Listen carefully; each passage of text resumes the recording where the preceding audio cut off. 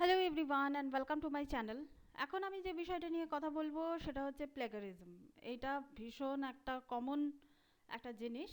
তো সেটা নিয়ে কথা বলবো এবং কেন কথা বলছি সেটা আমি পরে আসছি।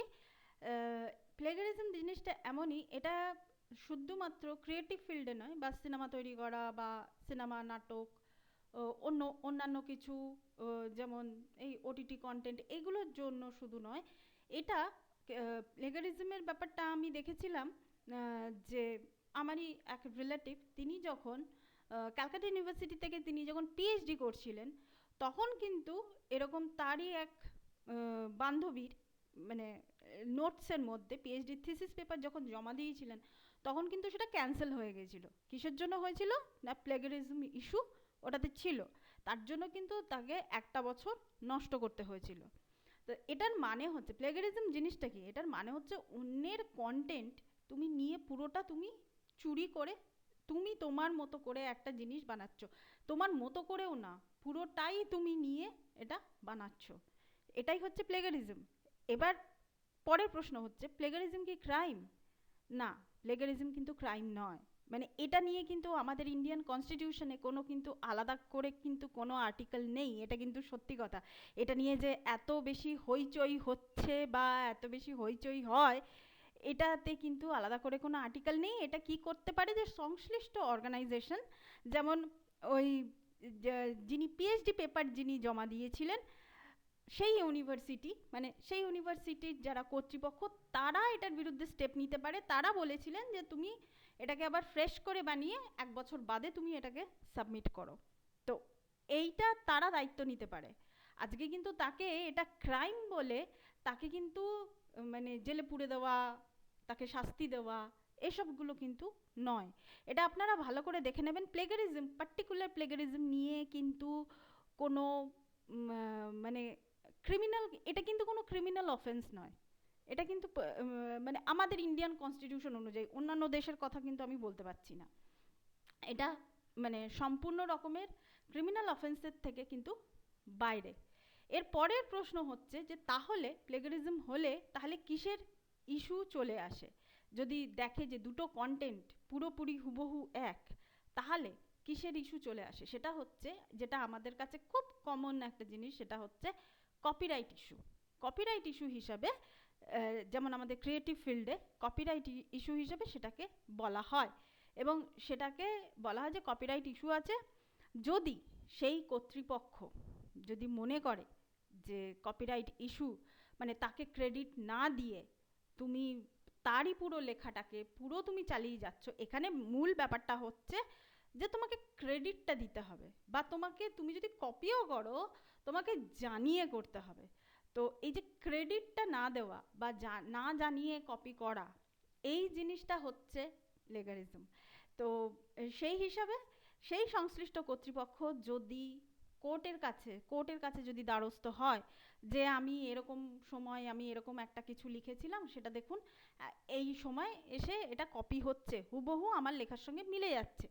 তো সেইটা হলে কিন্তু সেই সংশ্লিষ্ট ব্যক্তি বা সেই সংশ্লিষ্ট অর্গানাইজেশন কিন্তু, যারা বর্তমানে সেই কপিটা তারা করেছে, তাদেরকে কিন্তু তারা কোর্ট পর্যন্ত নিয়ে যেতে পারে। তবে ম্যাক্সিমাম ক্ষেত্রে কি হয় বলুন তো, নিজেদের মধ্যে একটা সমঝোতা হয়ে যায়। বেশিরভাগ ক্ষেত্রেই তাই হয়, 98% কেসে এটা তাই হয়, যে বেশিরভাগ ক্ষেত্রেই এটা সমঝোতা হয়ে যায়।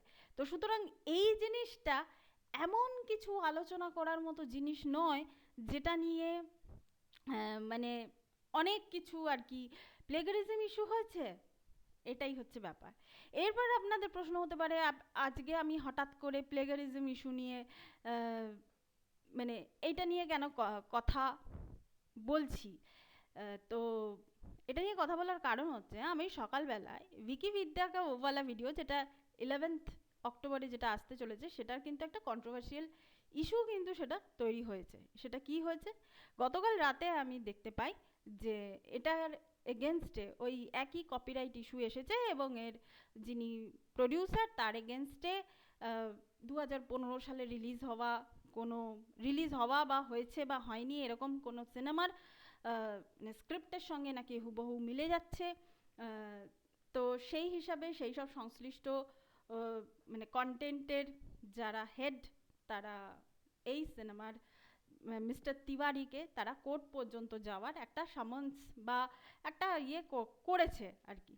কিন্তু আমি এটা জানি যে এটা শেষ পর্যন্ত এটা কিন্তু নিজেদের মধ্যে একটা সমঝোতা হয়ে যায় এইসব জিনিসের কিন্তু কোনো সিনেমাটার দিনই রিলিজ হয়ে যাবে, 11 তারিখেই সিনেমাটা রিলিজ হয়ে যাবে। এবার যদি যিনি করেছেন তিনি যদি কড়া প্রকৃতির মানুষ না হন, তাহলে কিন্তু সিনেমাটা 11 তারিখেই কিন্তু রিলিজ হয়ে যাবে। তো এইটা হচ্ছে মূল বিষয়। তো এই বিষয়টা নিয়ে মানে আমি শুধু দেখলাম যে বিষয়টা এমন কিছু নয়, খুব সাধারণ বিষয়, একটা সাধারণ বিষয়কে অসাধারণভাবে লোকের সামনে কিভাবে প্রেজেন্ট করতে হয়, কিছু কিছু মানুষ আছে এটা করে। যেহেতু আমার মনে হয় তারা বোধহয় পুরো আর্টিকেলটা বোধহয় তারা পড়েনি, তারা বোধহয় শুধু ওই নায়ক নায়িকার নাম দেখেই বোধহয় তাদের মানে শুরু হয়ে গেছে, মানে তাদের কি শুরু হয়ে গেছে আমি জানি না। যাই হোক, ব্যাপারটা কিন্তু সেটা নয়। এইখানে কিন্তু পুরোপুরি অ্যালিগেশনটা কিন্তু কপিরাইটের ওপর যাচ্ছে, বিষয়বস্তুটা কিন্তু কপিরাইট। এরপর আমি কিছু যারা আমার শুভাকাঙ্ক্ষী আছেন, যারা দীর্ঘদিন ধরে আমার ভিডিও দেখছেন এবং দর্শকরা, তাদের উদ্দেশ্যে আমি একটা কথাই আমি বলতে চাইছি যে দেখুন, আমি এমন কোনো কাজ করব না যেটার জন্য আপনাদের কোনো অসুবিধা হয়। এটা আমি খুব ভালো মতো জানি, আপনারা নিজেরাও জানেন যে বিষয়বস্তুটা মধ্যে কিচ্ছু নেই, মানে জাস্ট কিচ্ছু নেই বিষয়বস্তুটার মধ্যে, এমন কিছু নয়। এবং আপনারাও জানেন, আমিও জানি, এটা আলটিমেটলি কিন্তু সর্ট আউট হয়ে যাবে। সিনেমাটা কিন্তু যেদিনে আসার কথা সেদিনেই কিন্তু আসবে, এইগুলো নিজেদের মধ্যে সর্ট আউট হয়ে যায়।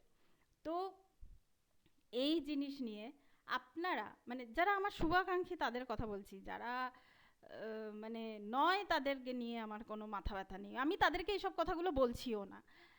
তো তাহলে আপনাদের মনে এই প্রশ্নটা আসছে কী করে, আপনারা ভাবলেন কী করে যে আমি বিষয়বস্তু না পড়ে ভালো করে না দেখে আমি এটা নিয়ে আমি কথা বলবো, মানে আমি পোস্টটা দেবো।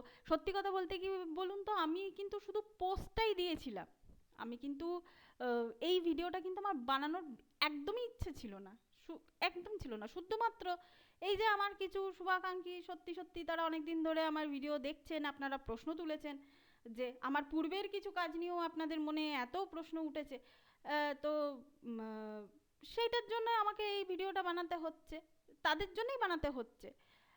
তো নিশ্চিন্ত থাকুন, মানে আমার ওরকম কোনো মেন্টালিটি নেই যে আমি এইসব নিয়ে মানে চচ্চড়ি বানাবো। আমার নিজের কন্টেন্ট প্রচুর আছে, তো সেগুলো আমার কাছে অনেক বেশি মূল্যবান। একটা কোন সিনেমার কপিরাইট ইস্যু হয়েছে বলে সেই সিনেমাটাকে নিয়ে চচ্চড়ি বানানো, আমার যদি মনে হতো যে আমি এটাকে নিয়ে সত্যি সত্যি একটা ইস্যু ক্রিয়েট করব, তাহলে প্রথম কথা আমি এটা গতকাল থেকেই করতে পারতাম। আপনারা ভালো করে নিউজটা দেখবেন, এটা কিন্তু গতকালের ঘটনা, গতকাল পেলাম সঙ্গে সঙ্গে ভিডিও বানাতে শুরু করে দিতাম, যেরকম অনেকে করে আর কি, যে ইনস্ট্যান্ট ভিডিও বানায়, সেটা আমি কিন্তু করতেই পারতাম, সেটা কিন্তু আমি করিনি। তো সুতরাং এই বিষয়টাকে নিয়ে যে আমার ঘোটালা পাকানোর কোনো ব্যাপার ছিল এরকম কোনো কিছু নয়। আর এখন যে ভিডিওটা বানাচ্ছি সেটাও বানাতাম না। এই যে কিছু মানুষ আছেন আপনাদের কি মানে আপনারা কেন এই প্রশ্নগুলো করছেন আমি নিজেও জানি না, প্রথম কথা। আর হ্যাঁ, সবার শেষ প্রশ্ন, যে বলেছেন কেউ বলেছেন যে আপনি আজকে যদি ইন্টেনশনালি ওদের সঙ্গে এইগুলো যদি করেন, তাহলে আপনার সঙ্গে ভবিষ্যতে এই ধরনের জিনিস হতে পারে, এটা আপনি বলেছেন। হ্যাঁ, সেটা আপনার দিক থেকে আপনি ঠিকই বলেছেন, মানে সত্যি তো, যা মানসিকতার লোকজন ওরা এরকম করতে পারে। আপনি আমাকে সাবধান হতেই বলেছেন, সেই জন্য ধন্যবাদ। কিন্তু এবার আপনি বলুন তো একটা কথা, মানে আপনি বা আপনারা মানে এদের দিক থেকে আজকে এরা একটা সেফ জোনে আছে বলে তাই এদের দিক থেকে কোনো কার্পণ্য করেছিল, মানে মানে আমার ক্ষেত্রে বা আমার কন্টেন্টের ক্ষেত্রে বিরক্ত করার? আজকে আপনি একটা কথা বলুন তো, আমার একটা যে নতুন চ্যানেল হয়েছে, সেই চ্যানেলটা আসতে আমার এতদিন সময় লাগলো কেন? কেন লাগলো আপনারা সবাই জানেন, আমি কিন্তু তখন চুপ ছিলাম। আপনারা সবাই জানেন যে আজকে আমি যখন রামায়ণের মতো কন্টেন্ট বানাচ্ছি, তখন কিন্তু আমার বাড়িতে একজনের মৃত্যু হয়ে গেছিল। সেই অবস্থাতে এরা যেভাবে আমাকে বিরক্ত করেছিল, একজনের বাড়িতে মৃত্যু হয়ে গেছে, আমি মুখাগ্নি করেছিলাম, যেভাবে বিরক্ত, আপনারা তো জানেনই তো যে আমাদের হিন্দুদের কতদিন ধরে রিচুয়ালসগুলো চলে, যেভাবে এরা বিরক্ত করেছিল আমাকে, তখনও কিন্তু আমি চুপ ছিলাম। আবার এদের মুখ থেকেই শুনতে হয় যে রেগে গেলে ইনস্ট্যান্ট কখনো দেখাতে নেই, সেটাকে অন্যদিকে চ্যানেলাইজ করতে হয়, দুদিন বাদে রিয়াকশান দেখাতে হয়, হুট করে রেগে গেলাম পরে সরি বললাম, ওরকম ঘটনা আমি কোনো দিন ঘটাইনি। প্রথম কথা হচ্ছে সেটা, যে হুট করে রেগে গেলাম আর তারপরে আমি সরি বললাম, ওরকম ঘটনা আমি কোনো দিন ঘটাইনি। কেউ যদি ভেবে থাকে তাহলে সেটা সে ভুল ভাবছে। তো ওরকম কোনো ব্যাপার না। ব্যাপারটা হচ্ছে এগুলো, যে আমি তার উদ্দেশ্যেই বলছি যে যিনি বলছেন যে আমার ক্ষেত্রে এই জিনিসগুলো হতে পারে, তো এরা করবে। আমি যদি এই পোস্টটা যদি নাও দিতাম না, তাহলেও এটা কোনো না কোনো সময় এরা করতো, এটা করবে, এবং আগেও করেছে। তো সেই দিক থেকে আমার কোনো ভয় নেই। আমার সত্যি কথা বলতে আমি রেডি, আমি এখন রেডি হয়ে গেছি। হ্যাঁ, কিন্তু একটা কথা যেটা মনে প্রশ্ন উঠেছে সেটা আমি ক্লিয়ার করে দিলাম, যে আমার এসব ধরনের কোনো ইন্টেনশন আমার ছিল না, কারণ আমার কন্টেন্টের অভাব নেই, সেটা আপনারাও জানেন। সো এটাই ছিল আমার video. Thank you so much, that's all. Please keep watching and please subscribe my channel. Till then, good by.